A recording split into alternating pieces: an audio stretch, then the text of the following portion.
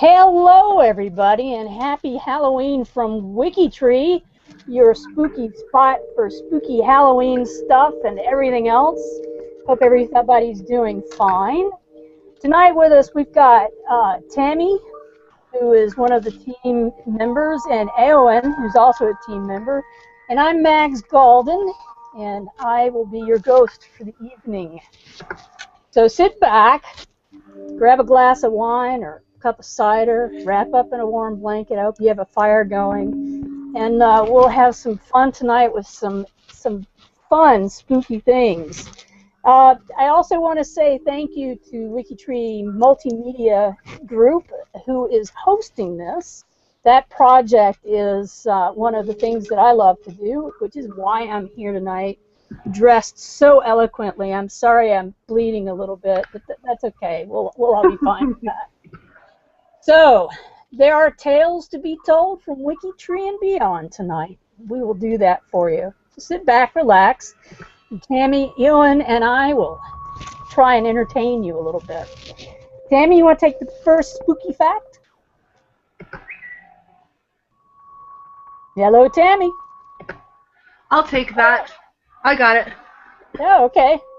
So in a 2013 Huffington Post YouGov poll, 45% of Americans say they believe in ghosts or that the spirits of dead people can come back in certain places and situations. When asked if they believe there's a life after death, 64% responded yes.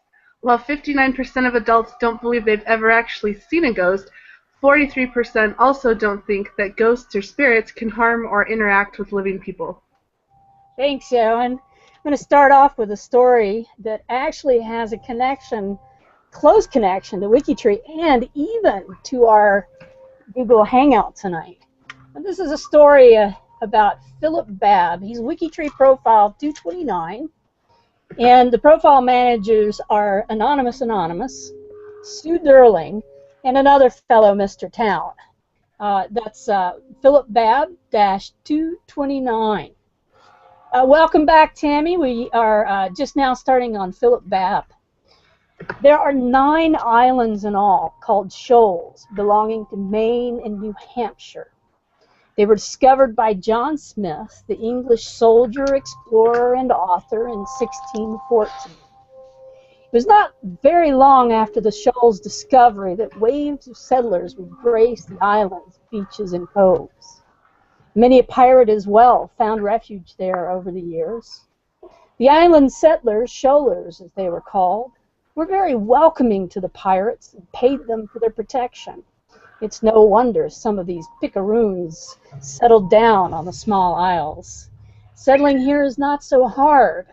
Leaving, though, seems to be a problem, as many residual spirits still roam the rocky shores and coves. This shoal's tale is about Philip Babb. He was said to be a retired pirate who chose the largest of the shoals for his home. And after his trials and tribulations at sea, he settled down to a safer career on the Isles, more than likely to avoid the noose his friends and fellow privateers could not escape. He lived on Appledore Island, where he was a constable, a butcher, and an innkeeper. Babb was known to wear a heavy butcher's frock with a great knife sheathed in the belt, and would slaughter hogs in a cove which would eventually come to be named for him.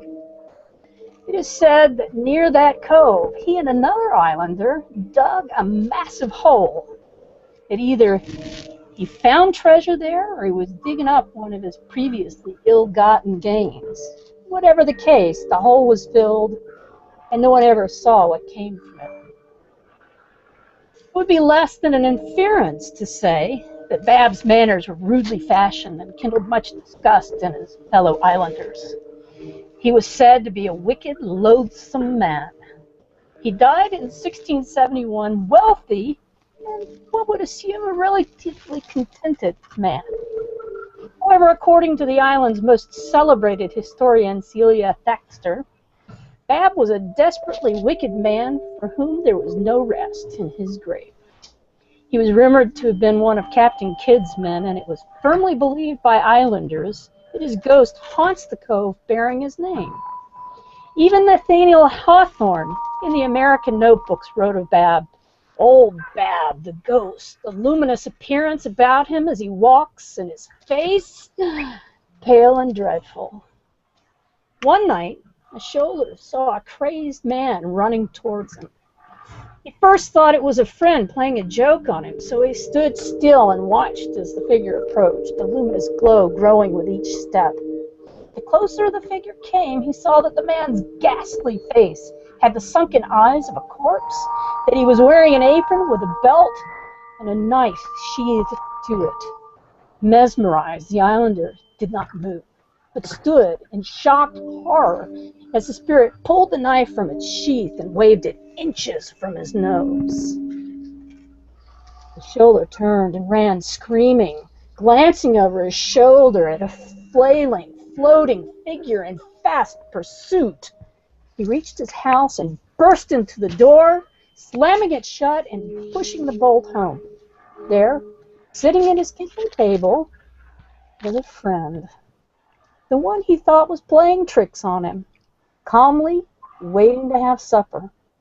The friend had heard nothing, and when they opened the door to look, found nothing out of sorts outside. On another occasion, an islander sitting on the porch of his home on a warm spring night was looking towards Bab's Cove. He thought he saw a figure skulking about the rocky beach. As he watched, the figure began to make its way toward the path that led up to the islander's house, to the porch on which he sat. He thought it strange to see someone obviously walking on the rocks and the shells, making no sound. He hadn't heard a single footstep. He rose from his chair and he walked off the porch towards the approaching figure. But the closer he got, the better he could see that this was no welcome guest. The figure approaching was wearing an apron which was luminous. The eyes were sunken and vacant, and the face a ghoulish scowl. He stood his ground, called out, asking what the ghoul wanted. The figure of Philip Bab still advanced, his figure waxing and waning in distinction until finally he just disappeared. You know, we have a descendant of Mr. Bab with us tonight. Alan, what exactly is your connection to this pirate ghost fella? So Philip Bab is actually my 8th great-grandfather. And even though he was wicked and loathsome, I'm just tickled to be related to him and to be related to a documented ghost. That's pretty cool, Alan. I don't know of any documented ghosts in my family, and Alan, if you go there and visit Bab's Cove, are you like protected from having to deal with him? I hope so, because as delighted as I am to be his descendant, the thought of being approached by a cleaver-wielding ghost is a little bit scary. I can imagine. I got another story here for us. I know a man who travels constantly for work. His international company offers its traveling executives executive apartments to stay in when they travel rather than paying for hotels. On a cold Sunday in Norway, this traveler was relaxing with a book and a roaring fire. As usual, his dog wanders in and plops down in front of the fire. Funny how dogs always try to soak up the warmth. He looks back to his book and reads a few lines. Then he drops the book on his chest and looks to where his dog had been. She's gone. The traveler sits up, stares at the floor where his dog had lain. She's gone. She's actually gone. He shakes his head and thinks he must have been sleeping because when he travels, he leaves his dog at home. He doesn't bring his dog with him, so he has to have been sleeping. He picks his book up again, snuggles back down, he's trying to get back into it, but he keeps looking to where the dog had been lying, still a little bit shaken by what had just happened. Then the phone rings. He answers it. It's his dog-sitting friend, and he's calling to tell him that his dog had died that morning. He swears his dog must have come to say goodbye. Aww. These stories. Yeah, isn't that a cool one? That is cool. Hey, how about another spooky fact from one of you guys? Ooh, I've got one. And now that I have my internet connection back, that's Tammy. Yeah. A CBS News poll in 2005 said that people who, the groups of people who had believed in and had encounters with ghosts, 22% of men, 14% of women, 29% of them were under 45, and 45 and over was only 15% of them. Or wait, So, yeah, I think that's reading it right. I mean, as we get older, we believe less and less in ghosts. I don't know. You'd think that. Yeah. You'd think as we get older, we'd have more and more encounters, or having dealt with death more, that it'd become more apparent that perhaps there was something else. That's interesting. That is interesting. Thanks, Tammy. Back to some stories now. Alice Riley. She's WikiTree ID 3130. You want to check her profile out. The profile managers, this is one of the profiles. It's actually on the ghost profiles on WikiTree Free Space profile. And it's put together by Terry Wright, Paula J., and Eric Daly. They did a really good job with all of those profiles. And I thank them very much because they have been feeding me stuff for weeks, getting me ready to do this for you guys. So the next one is about Alice Riley, and she was born in 1716 in Ireland, and she lived in Savannah, Georgia, where one of our WikiTreeers lives, and they claim, this WikiTreeer claims that Savannah, Georgia is the most haunted city in the world. Now, I might argue with that, I might not argue with that. This is a really interesting story about Alice Riley. Alice was about 17-year-old when the ship she was sailing on smashed into the Georgia coast in December of 1733. It was a very cold winter night, and most of the passengers on board died, but somehow Alice survived. In order to pay for her passage, she was sent to work in Savannah for a Mr. William Wise. Mr. Wise was a lecherous, abusive man. Alice suffered, as the other servants did in his care, at the hands of her master, and after an extended period, she and another servant, Richard White, drowned Mr. Wise in a bucket while they were giving him a bath. Both Alice and Richard White were sentenced to death for the murder of Mr. Wise. They hanged Richard first, but when it came time to hang Alice, they discovered that she was pregnant with her master's child. Her hanging was delayed for 8 months. Alice, although she maintained her innocence until the gallows appeared, she was finally hanged on January 19, 1735 in Wright Square in downtown Savannah. Her body was left hanging on the gallows for 3 days, perhaps as a reminder to other servants that they should never attempt to harm their masters. Master Wise's baby died 45 days after her mother's hanging. A coastal Georgia legend says that Spanish moss, you all know about Spanish moss, it's that creepy looking stuff that hangs down from the south. They say it won't grow where innocent blood has been spilled.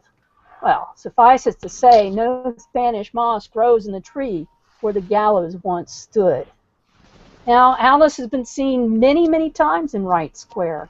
Even though she's often spotted in old-fashioned clothing from her day, nobody thinks anything about it because guided tours in downtown Savannah often have their guides dressed in historically accurate clothing. She's looking for her baby. She asks frantically for help. I need to find my baby. Can you help me? Tourists often call Savannah police and report a woman looking for her child. Oh, the officers that have been around for a while know it's Alice.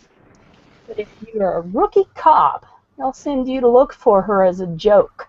According to reports, Alice Riley has appeared to more people than any other ghosts in the United States.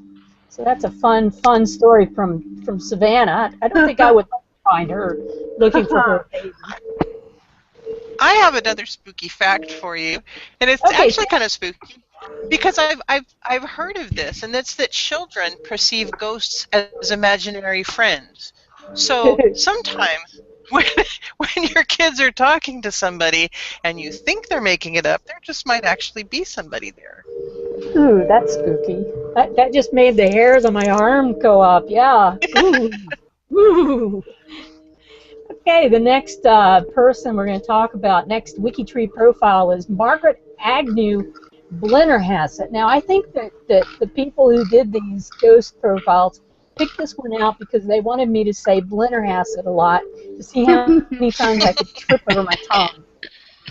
So here we go, the Blennerhassett story. Now, this story is of illicit love, political intrigue, squandered fortunes, and a wilderness estate unlike any other in its time. It's a story of ambition, empire, and some say treason. It is romantic, suspenseful, and even sad. It's a story of Blennerhassett Island and the ill-fated couple who made it, for a brief years, their home. It began in Ireland in the late 1700s when Harman Blennerhassett, son of wealthy landowners, fell in love. Usually this is considered normal for a young single man, but Harman fell in love with his niece, Margaret Agnew. He even married her. Now, this union was against the law of both the church and the land, and young Blennerhassett, wealthy though he was, realized that he and his bride would have to leave Ireland to find a new home in another land. Harman sold his inheritance, packed up his wife, left the British Isles, and left their dark secret far behind them. The young couple landed in New York and spent a pleasant time there, wining and dining with the high society of their day. They soon made plans to travel to Marietta, Georgia, and from there on to points west. Marietta was considered a gateway to the west, as it was a landing point on the Ohio River for many vessels filled with settlers, trappers, and speculators all bound for the western frontier. The Blennerhassetts did not travel light. A string of wagons accompanied them, filled with fine furnishings for the new home they planned to build, wherever they found a place that suited them. They ended up spending the winter in Marietta, and liked the people and the lay of the land so well, they decided to settle there. They were told of an island in the Ohio River, about 3 miles long. It's not far downriver from Marietta. Upon seeing the island, Blennerhassett bought it and set about building his dream home. No expense was spared in the building of this house. The house had a central house, 2 wings adjoining it by curving Palladian galleries. One wing ended in the summer kitchen, the other in the Harman study. A greenhouse, an orangery, wine cellar, music room, and library were all incorporated into the house's plans. Silver, crystal, brocade rugs, and fine furnishings adorned all the rooms. The travelers along the Ohio River were astonished when, rounding a bend in the river, they would be met by the view of a stately white mansion in what was otherwise a complete wilderness. Visitors were more than welcome at the Blennerhassett home. Social gatherings of all kinds were held at the mansion. Harman and Margaret were gracious hosts, and word spread of their evening on the river. Former president and presidential candidate Aaron Burr decided to pay them a visit. He was in a duel with Alexander Hamilton in Weehawken, New Jersey, and killed Hamilton. Dueling, of course, was illegal in those days, as it is now, and he would have faced a trial for murder had he been detained in New Jersey. However, he made his escape to Philadelphia, and there he laid low, living with friends. While in Philadelphia, he met some men who had grand plans. They wanted to take the Northwest Territories and Mexico and create a new empire that would become the royalty of this new country. Burr promised to seek financial backing for the venture. While traveling to New Orleans, he persuaded the Spanish government to back his scheme. But he traveled along the same route as the Blennerhassetts had taken some years earlier. As he floated down the Ohio, he was amazed to see a mansion on an island, on a rise above the river with its sweeping lawns, farmed fields, and glowing white paint. Stunning. He ordered his boatman to pull over. Burr, on the hunt for monies, surely was also assessing the value of the location to his plans of conquest. Located strategically just below the supply point of Marietta, the island could be an excellent place for staging supplies, gathering recruits, and so on. Burr charmed the Blennerhassetts and convinced Harman to join the empire-building scheme. Harmon had spent a great deal of money establishing his island home and getting the fields into production. The lifestyle was too expensive. So he found his fortune dwindling. He thought Burr's talk of empire, becoming royalty, riches of the wilderness, they must have seemed like just the thing to relieve Harmon's financial anxieties. Although Burr and his friends had tried to keep their plans quiet, rumors began to spread about what they were planning to do. Eventually, these rumors reached Washington and to the White House, where Thomas Jefferson at first ignored them, began to pay attention. It was in October 1806, Burr's co-conspirator, General James Wilkinson, decided to abandon his connection with Burr and informed Jefferson of the plan to create a new empire in the West. Jefferson sent federal troops to apprehend Burr and Blennerhassett. Just ahead of the troops, Burr and Harmon Blennerhassett fled, leaving Margaret behind. The troops arrived and wreaked havoc on the island before departing downriver. Eventually, the two men were arrested and charged with treason.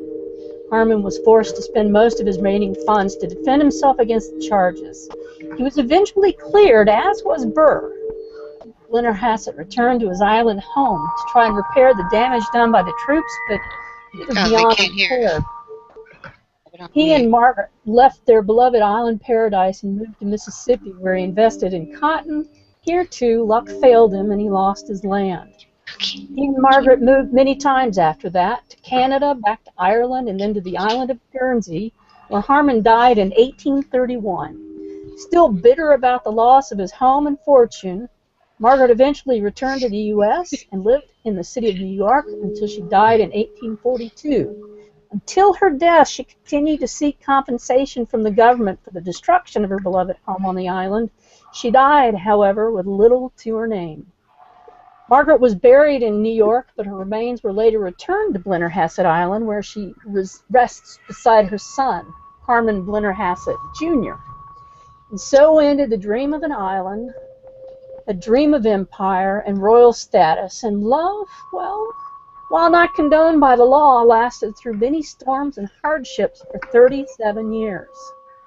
Today, the mansion, destroyed completely by fire many years ago, has been rebuilt. Visitors can tour it and the island, but is a place filled with ghosts of the past and a soft sadness for what might have been. Mrs. Blennerhassett, as it said, wanders the Palladium galleries, wringing her hands as the ghosts of the soldiers can be heard throwing items about the house. Mr. Blennerhassett's been seen as well at the graveside of his son, sitting dejected, wretched, and howling a silent scream from his disjointed mouth. All right, Tammy. Ew, that's kind of spooky. Oh, well, I believe Bree Ogle has joined us. Yes, I spent 20 minutes trying to get in, and it was just my browser, so I'm using Firefox. I'm sorry, Google. I love you, but I'm sorry. Well, it's nice to have you, Bree. Yeah, I really, really wanted to be here tonight, listening to spooky tales. I see you dressed for the occasion. Yeah, I did. That's good. I did too. Well, I didn't dress. This is how I look all the time. Me too. You look like a skull in a tree there. I like that, by the way, the skull in a tree. Yeah, that's WikiTree's Halloween costume. That's a good one. That's. Bree, do you want to jump in and help us read some spooky facts? Oh, you're going to let me do the Bell Witch? Well, no, I was going to let you read the spooky fact. Oh, okay. You know, before I get into that, though, a friend of mine, a good friend that I grew up with, is actually related to the Bell Witch. She's from the Kent family in Anne Arundel County. They've been there for a long time, and she's always talking about it. But anyways, let me do the fact. Let's see. Spooky facts. The theory that more ghostly encounters happen at night may have a basis in fact.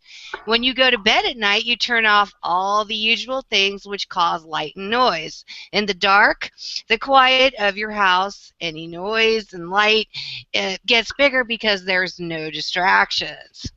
Spooky facts. I think about that sometimes when I'm at night asleep and I hear a thump or a bump. And then I realize I have about 30 kids living in the house with me and I go back to sleep. Yeah, so the next one up is the Bell Witch. I don't have her WikiTree ID. I don't know where that went. The Bell Witch. And this is from Robertson County, Tennessee, in the United States. The profile managers are, again, Paula J., Terry Wright, and Eric Daly. Thank you so much for providing this information for us. In 1804, John Bell, his wife Lucy, and their 5 children moved from North Carolina to Robertson County, Tennessee.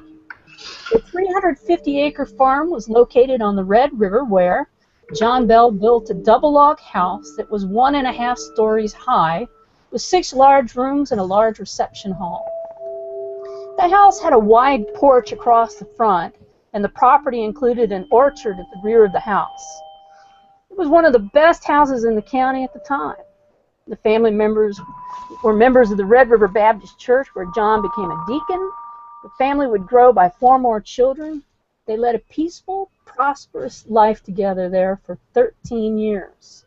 Then, in 1817, John Bell was in his cornfield when he saw a strange-looking animal.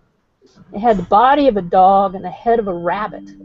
Mr. Bell shot at it several times, but the animal vanished. He thought nothing more about the incident and continued inspecting his corn. Well, that evening, the Bells began hearing beating sounds on the outside walls of their house. The sounds continued each night, getting louder and louder. Each night, John Bell and his sons checked outside to see who was there. But it was always the same. Nobody could be found. No reason for the pounding sound. Well, it wasn't long before John and Lucy's children began waking up, frightened and complaining of sounds like rats gnawing at their bedpost or their bed covers being pulled off their bed, the pillows being thrown on the floor. The family began to hear faint whispering voices, too soft to understand. Sounds like an old woman crying or singing hymns. It was Betsy Bell, the Bell's youngest daughter, that first began experiencing physical manifestations. This unseen thing pulled her hair and slapped her, leaving visible marks on her face and her body, the marks staying for days at a time. Word of the disturbances continued and grew worse over the next year. John Bell confided to his friend and neighbor James Johnston about the strange things that were happening to his family. So James and his wife spent the night at the Bell home. They also heard and experienced the same terrifying disturbances that the Bell family had been enduring. Word of the Bell family problems spread as far as Nashville, where future President Andrew Jackson became interested. You see, John Bell Jr. and Jesse Bell fought under General Jackson during the Battle of New Orleans. In 1819, General Jackson decided to pay a personal visit. With him, he brought a witch slayer and an entourage of men. As the Jackson party approached the Bell property, the wagon they were traveling in suddenly stopped. The horses tried pulling the wagons, simply wouldn't move. After several minutes, Andrew Jackson said that it must have been the witch. As soon as the Jackson uttered these words, a female voice spoke. "You and your men may proceed, but I will see you later this evening." That evening, the witch slayer tried to contact the witch. He cursed her, laughed at her, and finally attempted to shoot the Bell Witch with a silver bullet. He was slapped, battered, and tossed about the room by unseen hands. By midday of the next day, General Jackson and his men had left. He later said, "I'd rather fight the entire British Army than to deal with the Bell Witch." The spirit continued to torment John Bell, or Old Jack Bell, as the spirit called him. He vowed to kill him. His health grew worse, and the spirit would torture, slapping him while he was having seizures. 3 years after the shooting of the Phantom in his cornfield, John Bell died, 20th December, 1820. In their search for answers, the family found a small vial of unidentified liquid, and they think John had drunk it the night before his death. John Bell Jr. gave some of that liquid to the family's cat, and the cat died almost instantly. As the cat died, the spirit suddenly spoke, saying, "Oh, I give old Jack a big dose of that last night, and that fixed him." John Jr. threw the vial into the fireplace, where it shot up the chimney in a bright blue flame. At John Bell's gravesite, the spirit laughed loudly and sang a cheerful song about a bottle of brandy. The spirit was still active in the Bell house through 1821, then spoke to the Bell family, saying it would be gone for 7 years. The family that stayed on the property, Lucy, Richard Williams, and Joel, claimed the spirit did indeed return February of 1828, shaking beds and banging and making unexplained noises. It vanished again after saying it would return to haunt the Bell descendants in 1935, but no other hauntings of the Bell family or their property have been reported. Over the years, there have been various encounters near the property, but none at the Bells. The reason the spirit haunted the Bell family for those 4 years is not known. Why the spirit haunted John Bell and his daughter Betsy more than any of the other family members is not known. When the spirit first began to talk, many attempts were made to learn who it was. Whenever it asked, it would always give a different answer.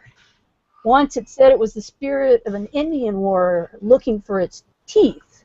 The Bell children had found an Indian burial mound on the property and brought a skull home. Their father told them to take the skull back. As they were leaving the house, they dropped the skull and a tooth fell through the cracks in the floorboards. But then the spirit said it was only joking, that it wasn't an Indian warrior. Another time the spirit said it was the spirit of a man who had buried treasure in a nearby field, but had died before he could reclaim it. Then the spirit said it was joking. When James Johnston, John's friend who hosted Bible meetings and prayer studies, asked, "What are you really?" the spirit promised not to lie and said, "Old Kate Bat's imp, come to torment old Jack Bell out of his life." Seems John Bell and a Kate Batts had quarreled over the sale of some slaves. Some believe that the Bell witch was Kate Batts come back to get revenge on John Bell. Okay, Emmy or Wow. Yeah, I'm up. Did you know that during World War II, the ship the Queen Mary was pressed into service as a troop transport vessel? Her nickname during the war was the Gray Ghost. Of course, the Queen Mary is known to be the home of more than 50 ghosts. Wow. I wouldn't sail on a ship that was haunted. I've seen stories that it's the old swimming pool area, and that there's like a little girl who plays with people and taunts people in the pool. There's an area of that ship that I understand was damaged when it collided with one of its cruisers during a transport mission during World War II, and like 400 people were killed in this collision, and that all the people that were killed in that collision haunt the ship as well down in that area. Spooky. So I've actually stayed on the Queen Mary as a guest. Yeah, and there are parts of it that are very creepy for sure. Really? Did you see a ghost? I didn't see any, but it was definitely creepy in some of those lower levels. I bet. Tammy, I think that you Yes, said ma'am. that you have a ghost story to tell too. I do, and this is just a very short, small one, but it came to our family fairly recently. A few years back, I traveled back to Northeast Ohio where my dad grew up, and took my son and my dad, and we went over to where the family farm was. Now, the farm had been sold out of the family in the mid-'60s after my grandfather passed away. But we went back to where the farm was, and all the buildings were there. Someone else had bought it, and they were farming it, and we stopped in, and so I could show my son where we used to spend our summers. And the man was real nice, showed us around. We got to talking, and I said, well, you know, they were trying to restore it to how that had looked originally, so they were asking if we had any pictures, and I said, well, here, we swapped email addresses. I said, you know, go ahead and email us if you need anything. We might be able to find some old pictures. So I didn't hear from him for, gosh, probably 6 or 8 months. And about 6 or 8 months later, I got an email from the man, and he starts it out by saying, you know, you're going to think I'm crazy. And I just read on. I thought it was interesting. He said his wife had been, he wanted to know the history of the house because he said his wife had been seeing on several occasions the ghost of a teenage boy in the house in different places. And he wasn't scaring her or anything. He was just there. He was just observing. And she wasn't scared by it, but she just really wanted to know what the history was. And I tell you, the goosebumps just went up and down my spine. My dad grew up in the house, and he had an older brother who passed away from muscular dystrophy when he was 17 in about 1930s. So Wow. yeah, so evidently, so we know where Melbourne is, and he's still hanging out at the old Wow. farmhouse. Wow, that's crazy. Well, you know, the story goes that if you do repairs or major renovations on a house, that sometimes you'll stir those spirits up and you'll start getting things like people will find old shoes and there's a spirit attached to the shoes supposedly. You know, who knows? That's crazy, crazy, Tammy. Bree, do you have any Yep. ghost stories that you Oh do? yeah. Oh my Oh, God, you good. guys. Because okay, where I grew up, I used to live across this cornfield. Okay, back in the day, because I'm an old school NSA brat, so we lived next door. And you know, Mom says it has changed a lot now. I haven't been home in a while, but apparently on the old 175, I had just started driving. I was like 16 at the time, and it started coming down raining really, really hard. I mean, it was just like monsoon weather. And I don't know if you guys are familiar with well, you know, you might be, because you know how it's really green on down the East Coast. It's really lush, and you know, it was just really wooded at the time. And this is like well before they started doing development, and nobody lived out that way. So I'm driving down the road, and I start to get nervous. Well, all of a sudden I was like, oh my God, I'm going to hit this person. There was a person walking, and so it was rear wheel drive, you guys. I'm driving my mother's sports car. So I hit the brakes and started sliding, and I'm like screaming, and Mom gets up. Ah! What's going on? What's going on? I'm like, oh my God, oh my God, oh my God. I hit that man. And so we stopped, and because I really thought I had killed somebody, guys. I really did. So we backed up the car, and nothing was there. Oh, wow. Oh my God. Okay. And it looked like an old 70s hippie male. Well, then Mom started talking about this ghost. So, but then it happened again on another night. And so what he does is he walks up and down 175 and he tries to run you off the road. I kid you not. He must have died. What I'm thinking is he had to have died in like the late 60s or the early 70s. And you guys, it's by the old Naval Academy dairy farm. And I don't know if you know this, but years later, okay, in the 1940s, they had buried like nuclear waste, toxic nuclear waste in drums, and they buried it above on the hill, and it leaked down and killed the neighborhood later on in the 90s. It was just a really, really creepy tale. But 175 is full of them. You know, they have the baby on the bridge out on the Patuxent River.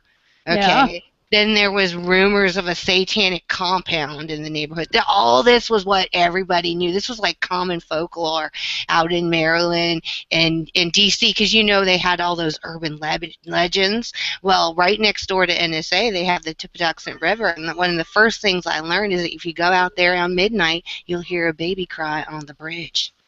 And that's scary. Oh my God, there are so many scary tales out there. It's not even funny. I mean, one of the people I grew up with was related to the Bell Witch. I'm like, who's the Bell Witch? The Bell Witch is pretty creepy.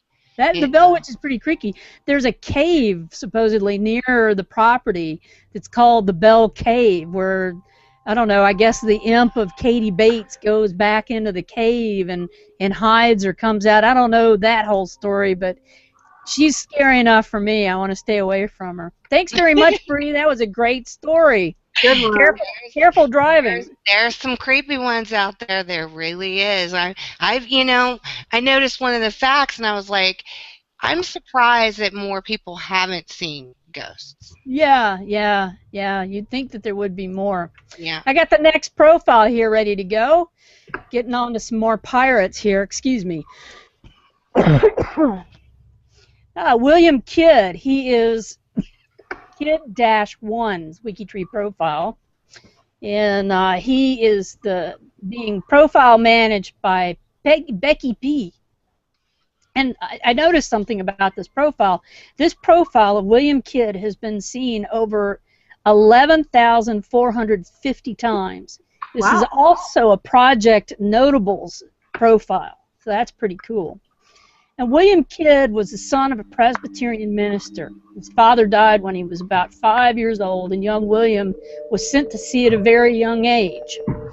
Now, he was a legitimate privateer for Great Britain against the French, and when his crew mutinied and stole his ship, booty and all, the governor of New York gave Kidd another ship and continued his employ as a privateer and as a gun runner.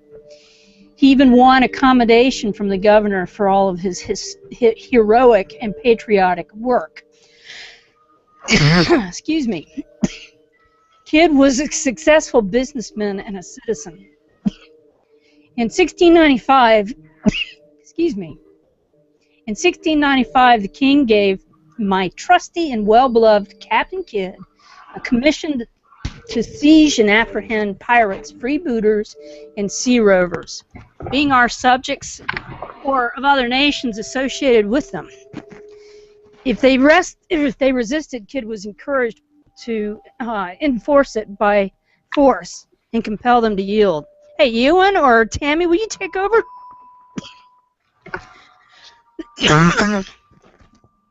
Tammy, Ewan? Sure, I got lost. Where are we at? You okay? Yeah, I just have asthma, sorry. Kidd, let's see. In 1695, the king. In 1695, the king gave my trusty and well-beloved Captain Kidd a commission to seize and apprehend pirates, freebooters, and sea rovers, being our subjects or other nations associated with them. If they resisted, Kidd was encouraged by force to compel them to yield. This commission of reprisals permitted him to attack and loot all French shipping. Kidd's commission, however, expressly prohibited him from attacking shipping friendly to the crown. His ship, the Adventure Galley, was launched at Deptford on the Thames in December 1695. Kidd suffered many problems with crew and his ship during this time. On October 30th, 1697, William Kidd killed his gunner, William Moore. Moore had urged Kidd to attack a Dutch ship. Kidd refused out of allegiance to Dutch-born King William. Kidd called Moore a lousy dog. Moore retorted, "If I'm a lousy dog, you have made me so. You've brought me to ruin and many more." Kidd hit Moore over the head with an iron bucket, fracturing his skull. Ouch! Moore died the following day. 17th century English Admiralty allowed captains to use violence against their crew. However, murder was not permitted. Kidd returned to New York City to find he was a wanted pirate.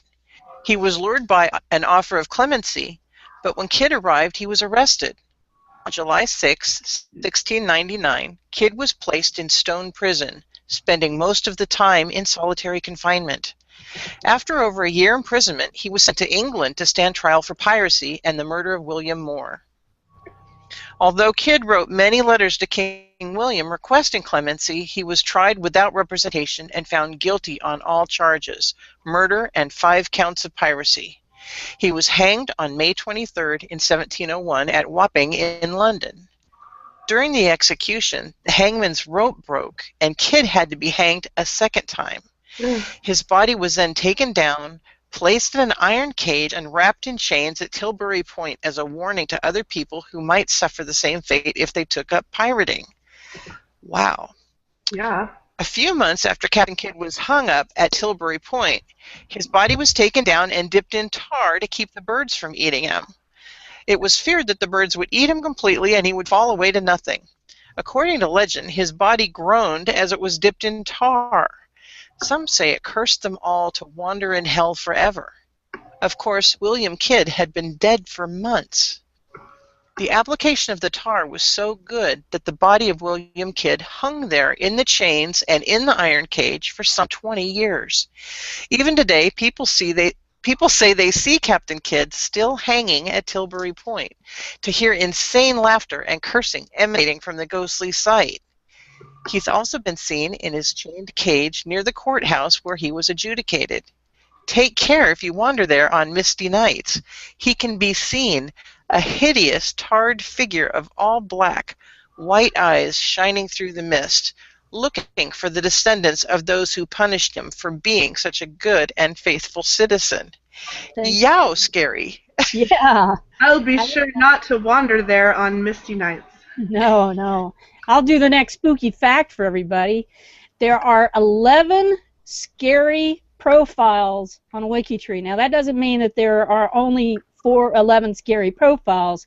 That means that there are 11 profiles on WikiTree that have the last name Scary. There you go. Really? All right, the next one. Thank you very much for helping me out there, Tammy. I am fine. I just have a little asthma, and sometimes it kicks in at the most inopportune moments. No problem. All right, the grave robber from Salt Lake City, John Baptiste. Now, John Baptiste's profile, he was married, he had a daughter, and the profile managers, again, are Terry Wright, Paula J., and Eric Daly. Now, John Baptiste was the first grave digger for the city of Salt Lake City.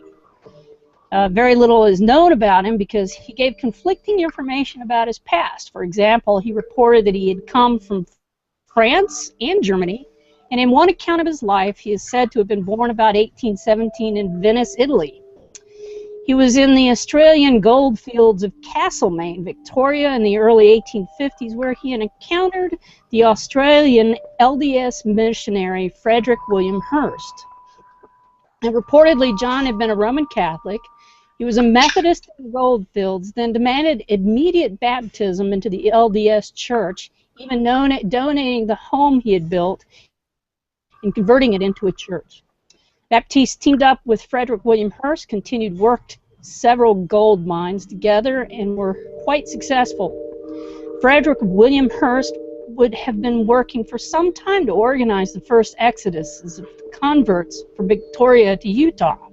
So on April the 27th, 1855, Baptiste joined 71 other passengers aboard the ill-fated Tarkania, an old leaky ship that never got its passengers past Hawaii. The immigrants split up, worked and waited for other passengers' passage to San Francisco. Baptiste finally arrived in late February 1856. By 1858, he was living in Salt Lake City, started working as a grave digger in 1859, and appeared on the 1860 census, in which he was recording his birth as Ireland. Not a very, very trusting guy there. The mystery surrounding John formed gradually over time, and with many unrelated and unexplained events coming together years later in one horrific story that shook the residents of Salt Lake City and made them fear for their dead. Young boys coming home late at night reported seeing lights in the cemetery after dark. Their reports were credited, young imaginations. Sightings of Baptiste wearing their appeared to be burial clothes of the town's deceased loved ones was mostly ignored. Other exciting things kept the attention of Salt Lake City's inhabitants, like one Moroni Clausen, who was arrested for robbery in the assault of Governor John W. Dawson. On January 17, 1862, Moroni attempted an escape from jail, shot dead by a Salt Lake City police officer.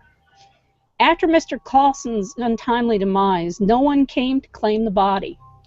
So Henry Heath, of the police, stepped up and did the nice thing. He purchased burial clothes for Clausen and had him buried in a small part of the Salt Lake City Cemetery.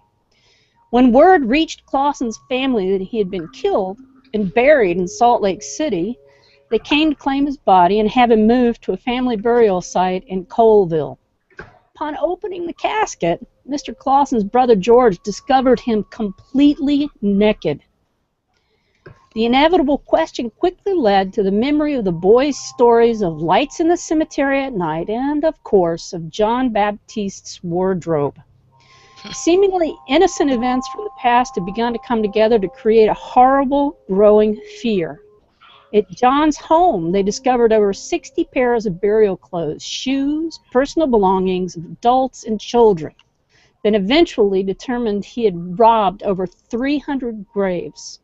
He was immediately incarcerated and, when questioned as to how long he had been robbing the dead, admitted he had built the church in Victoria, Australia by grave robbing. The townspeople were outraged and flocked to Salt Lake City Cemetery to check on their deceased loved ones. The cemetery looked like a molehill with all the bodies and coffins that had been churned up. What happened to all the clothing found at Baptiste's home? One account says that they were laid out for the townspeople to claim. Another account says they were placed all in a large box and buried in a mass grave in the very cemetery from which they had been stolen. John Baptiste went to trial and was immediately found guilty. He was so hated that he would not be safe in prison with other inmates. So he was placed in a wagon late at night and banished to Antelope Island in the Great Salt Lake. Then officials became worried that he could escape from Antelope Island, and they moved him further out to Fremont Island. Some say that he had the word grave robber, or for robbing the dead, branded on his forehead. Others say that he had the tops of his ears cut off as well. John Baptiste vanished. Some think he escaped on a raft. Others thought he might have drowned trying to escape. Some remains were found, but they had prison chains attached, and John was left not wearing chains. His fate remains a mystery. Utah residents and tourists have been witness to strange occurrences at the shore on the islands of the Great Salt Lake. Witnesses have described seeing a man walking along, clutching a wet and rotting bundle of clothing, wailing in pain and agony. The area where the unidentified remains were found, as well as Fremont Island itself, have been the sites with the most occurrences. Maybe his rest is unattainable after having robbed the dead. Yikes. This one was scary. That's just gross. What possessed this man to go and strip the clothes down and run around town to wear them? I mean, that's the weirdest legacy. That is. Very bizarre, very bizarre. Hey, Bree, you want to take the next spooky fact? Oh, yeah, this one is really interesting. We've got 11 ancestors on WikiTree with the surname Ghost. Yes, Ghost. That's right, Ghost. You can find them on WikiTree. That's pretty cool. That's pretty cool. Next one. We've got the story of Captain Edward Teach, or his real name supposedly was Thatch, and he was called Blackbeard. No, we all know Blackbeard. We all know Blackbeard. He is the winner of WikiTree's Profile of the Week. Congratulations to Profile Manager Terry Rick for that. That's really cool. See, Blackbeard was born sometime around 1680 in probably Bristol, England. Let's see here. Edward Teach is the name of the most of us know Blackbeard by, but in reality the name he went by was really Thatch. We may never find out his birth name because pirates were notorious for taking fictional surnames to protect their family name. There's some speculation that Edward was the son of an English gentleman. Edward was probably raised in England. It's evident that he received an education and he was able to read and to write. There is even speculation about his being of noble birth, or at the least a very wealthy man. We may never know the answers to that, though. His appearance in life was almost as terrifying as it is in death. Teach was a tall man with a very long black beard that covered most of his face and extended down to his waist. He tied his beard up in pigtails adorned with black ribbons. He wore a bandolier over his shoulders with 3 braces of pistols, and sometimes he would hang 2 slow-burning cannon fuses from his fur cap that caused a wreath of smoke to go around his head. Occasionally he would set fire to his rum using gunpowder, and he would drink it, flames and all. From 1701 to 1713, Edward Teach served as a privateer, a worthy and some say noble profession, purely legal for the Royal Navy. He served under the command of Benjamin Hornigold, who, at the end of the Spanish War, turned to piracy, and Edward Teach followed him into this not-so-legal trade. For the next 3 years, Edward learned the trade secrets of being a pirate and worked his way up the ranks to become the first mate on Hornigold's ship, Ranger. Ranger was a veritable training ground for pirates to be. In 1717, Edward Teach, Blackbeard, took command of the ship which had limped into Nassau Harbor. When the captain of the ship begged to be allowed sanctuary, Blackbeard demanded command of the ship. The former captain would remain in the luxurious captain's quarters while Blackbeard assumed the captain's responsibilities, and he named his ship Revenge. During 1717 and 1718, Blackbeard added other ships to his armada, Queen Anne's Revenge and 3 smaller ships. For 27 months, Blackbeard terrorized the sailors of the Atlantic and the Caribbean, ambushing ships and stealing their cargo, killing those who opposed him, often attacking in the dim light of dawn or dusk when his pirate ship was most difficult to see. He would sail under the flag of the country friendly to the nationality of the ship he was attacking, and then run his pirate flag up at the last second. Oh, Blackbeard was a devious man. They sailed up the North Carolina coast, and in May 1718 to the shores of South Carolina and the port of Charleston. Blackbeard positioned his sloops in strategic locations blockading the port. No ship was able to enter or to leave without fear of being attacked. Blackbeard took and held captive prisoners of Charleston's wealthiest residents and offered them in exchange for medical supplies. Just when Blackbeard was about to make good on his threat of hanging the prisoners, the governor of South Carolina, Robert Johnson, delivered the medical supplies, and Blackbeard made good on his promise to release the prisoners, but not without first robbing each and every one. Blackbeard decided to retire from pirating by taking advantage of a pardon. But first he carried out a devious plan. The story goes that Blackbeard convinced Bonnet, captain of the Revenge, to go ashore to also accept a pardon. While Bonnet and his loyal men were gone, Blackbeard loaded all the valuables into Adventure, marooned the crew, and set sail. Bonnet returned after receiving his pardon and obtaining the necessary papers for commanding the Revenge to find a ship waiting for him as expected, but with the valuables gone and his men marooned. Blackbeard sailed to the tiny hamlet of Bath, where he met with Governor Charles Eden of North Carolina. The two struck a deal. The governor granted a full pardon provided that Blackbeard share a portion of the plunder and offer protection for Bath. Blackbeard settled in Bath along with several of his men. They built houses and on the surface appeared to be living honest lives. Unbeknownst to Blackbeard, a group of North Carolina planters had convinced the governor, Alexander Spotswood of Virginia, to watch and possibly take action against Blackbeard. Blackbeard retreated to his favorite hideaway called Teach's Hole off Ocracoke Island. There he hosted a wild pirate party with drinking, dancing, and large bonfires. The party lasted for days. Taking advantage of the revelry, Governor Spotswood ordered 2 sloops commanded by Lieutenant Robert Maynard of the Royal Navy to go and capture the pirate. Governor Spotswood used the strategy of attacking on 2 fronts. He sent armed men to Governor Eden's residence to apprehend Blackbeard, while also sending Lieutenant Robert Maynard and 2 small unarmed sloops to Ocracoke. Maynard used a brilliant strategy of splitting his men by having half on the top side in view, where the vessel battle would take place, and the remainder down in the hold for hand-to-hand combat. As predicted, Blackbeard first tried to escape out to sea, but the ship was damaged and could not be sailed.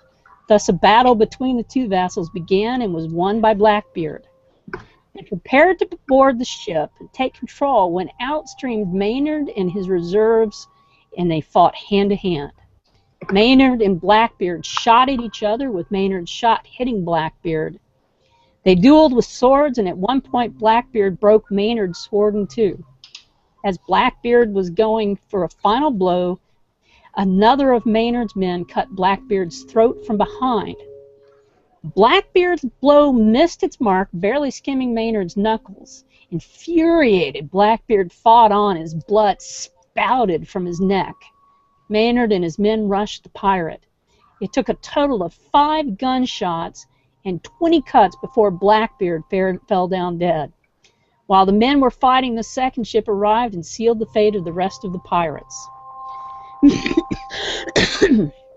Maynard severed Blackbeard's head from his body and hung it from the bowsprit of the boat. They threw Blackbeard's body into the ocean. As the body hit the water, the head, hanging from the bowsprit, shouted, "Come on, Edward!" And the headless body swam 3 times around the ship before sinking to the bottom. Blackbeard's ghost haunts Teach's hull, forever searching for his missing head. Sometimes the headless ghost floats on the surface of the water or swims around and around Teach's hull, glowing just underneath the surface. A ghostly bonfire has been seen burning across Pimlico Sound on the shore of Ocracoke. Other lights as well, known as Teach's Light, while the light is blazing. When the wind I want to smoke a cigarette. when the wind is just right, you can hear Blackbeard calling out, looking for his head. Oh, man. Tammy? Wow.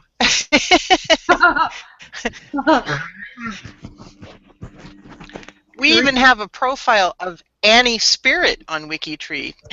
Did you know that? Yeah, and that's a Native American profile. It really doesn't have anything to do with ghosts, but just since her last name is Spirit, we get to include her in this. All right. Right, it's very Halloween-oriented.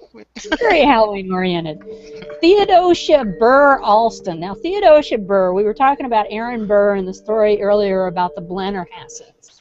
Now, Theodosia Burr was the daughter of Aaron Burr.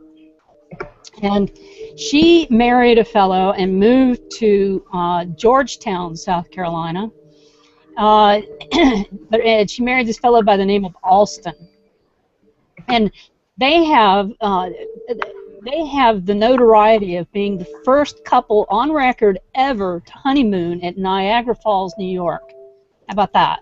Huh. That's something. At least they didn't go over in a barrel. So Theodosia Burr Alston, the profile manager for this one is Sally Stovall. So Sally, thank you very much for posting this and making it a part of our Halloween night. On December 31st, 1812, Theodosia Burr Alston sailed aboard the schooner Patriot from Georgetown, South Carolina. The Patriot was famously a fast sailor, which had originally been built as a pilot boat, and had served as a privateer during the War of 1812, when it was commissioned by the United States government to prey on English shipping. She had been refitted in December in Georgetown, her guns dismantled and hidden below decks. Her name was painted out, and any indication of recent activity was entirely erased. The schooner's captain, William Overstock, desired to make a rapid run to New York with his cargo, and it's likely that she was laden with the proceeds from her raids. Excuse me. The official story is that Patriot and all were lost during a tempest off the coast of Cape Hatteras. Another story emerged later from a supposed sailor on the Patriot who claimed a mutiny had occurred. All the passengers had been made to walk the plank and died in the broiling tempest of that year. The sailors ran the Patriot aground and removed all items of wealth, stealing away anything they could. A story of a ship being found at full sail with rudder set tight upon the shores of Hatteras has been said. Below the decks, the signs of plundering and looting. Imagine the terror of the tempest and the forced walk into the depths. According to the same sailor, Theodosia Alston was the very last person to walk the plank. Since the ghost Since then, the ghost of a lady believed to be Theodosia Burr Alston, dressed all in gray, has been seen at Dordieu Beach, where the family had their summer home. Her presence has been seen around the rice fields of the former Oaks Plantation at Brook Green Gardens as well, mourning the loss of her young child and of her life at the hands of pirates. Aww. More pirate stories. So here's another spooky fact. There are 83 profiles with the last name of Fear on WikiTree. Fear. Where does that last name originate from? Does anyone know? I don't know. I know that there's an area of North Carolina on the coast near Wilmington called Cape Fear. I know my family actually settled in that part as they were migrating their way down to South Carolina. But no, I don't know the origins of the word fear or the name. I was afraid to check. You're going to check it? No, I was afraid to check. All right. We got two more. Little joke there. Don't mind me. Christopher William Crawley, WikiTree ID 331, Crawley 331, and Elizabeth Carr 3706, Crawley. This is a husband and wife who were born in New South Wales, Australia. And they are famous because of their ghosts. So the house that they built was called Monte Cristo, and this is the story of the ghosts of Monte Cristo. Although the Crawleys lived on the property in a slab house for years, it wasn't until their fortunes improved that they built the Monte Cristo house in 1884. The house and grounds of Monte Cristo is considered the most haunted house in Australia. Several ghosts are seen and heard on this property. After the current owners bought the rundown, dilapidated home in 1963, they began experiencing strange happenings themselves. The third day they owned the house, they'd gone to run errands.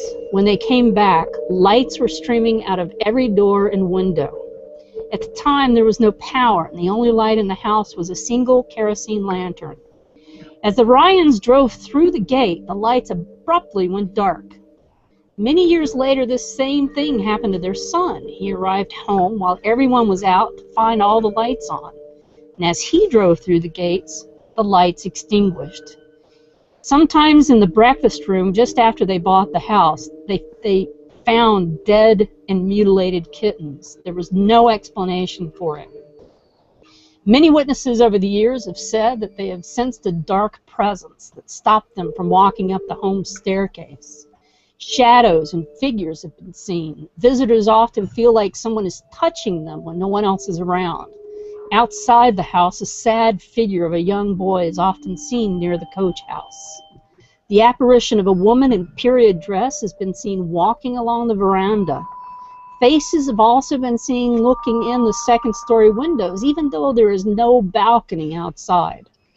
Furniture has been moved and noises heard.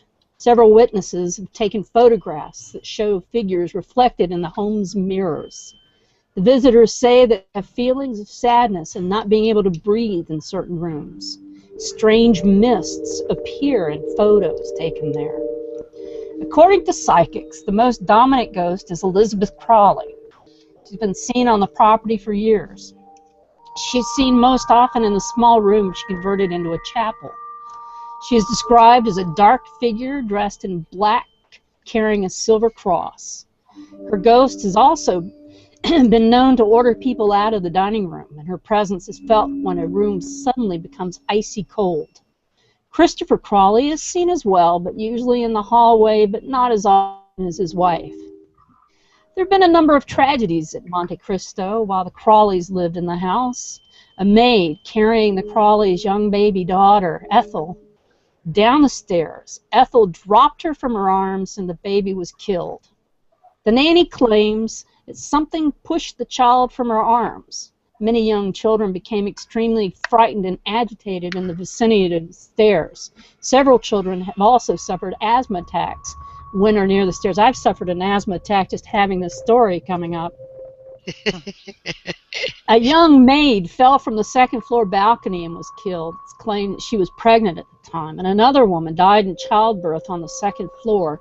A young stable boy was sleeping with the horses and the carriages, was burnt to death when his boss, thinking he was pretending to be ill, set his straw mattress on fire, and he was too ill to get up, so he died. He was burnt to death.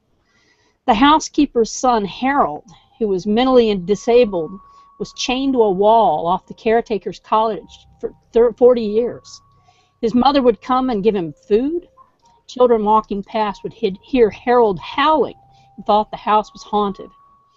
After many years, his mother died, and the townspeople went up to the homestead and found Harold in the dairy. He had no food or water since his mother had died. Harold was eventually sent to a home for the insane, where he died a short time after. In 1961, the caretaker of Monte Cristo was shot and killed by a local boy after he had watched Alfred Hitchcock's Psycho 3 times that day. He wrote "Die, Jack, die" on the door of the dairy, which you can see faintly to this day. That one was really scary. That's scary. That's good. Oh my God. Wow. Want to give us another spooky fact, Bree?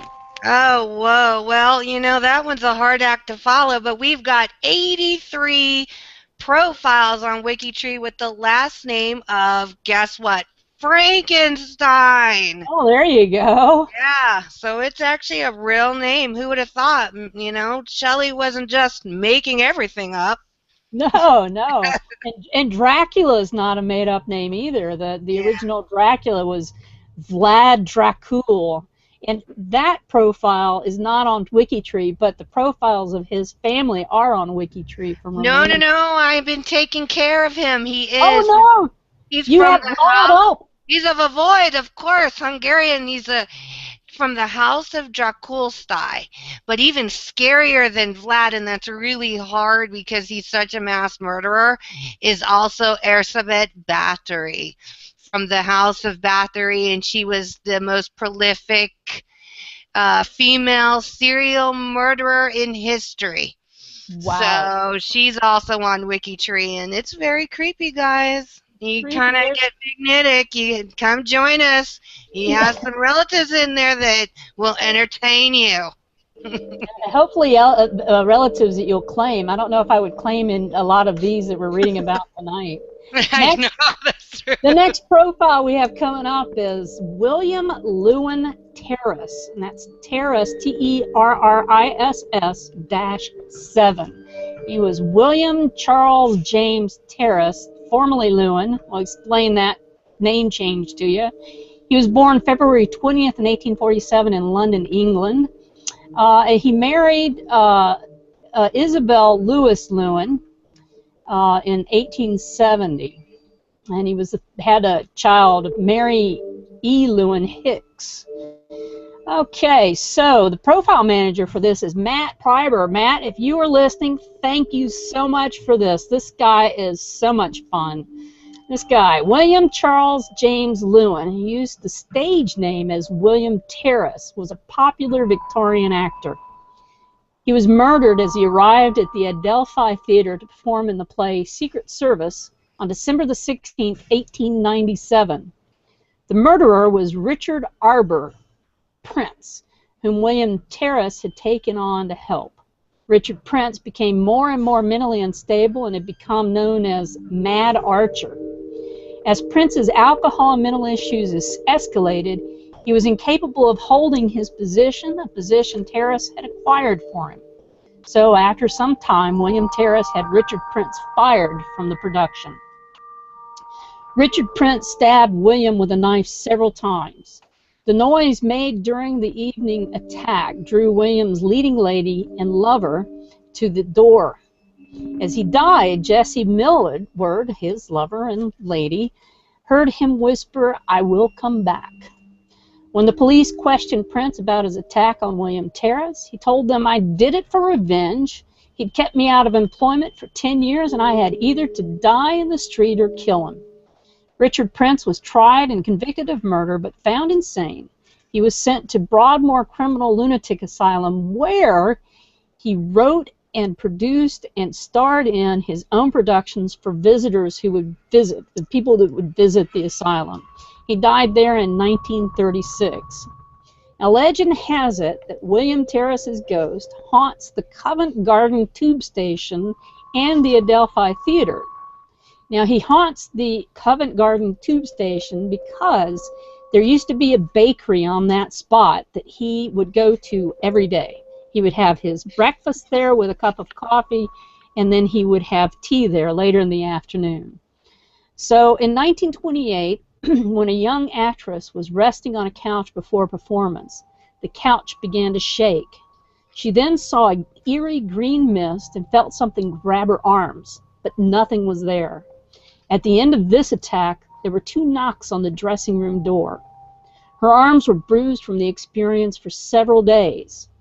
The dressing room, it seems, was once used by J.C. Millward and William Terrace. He used to knock on it twice when he would walk by with his walking stick. Several employees also witnessed William Terrace's ghost at the theater, dressed in Victorian attire. He always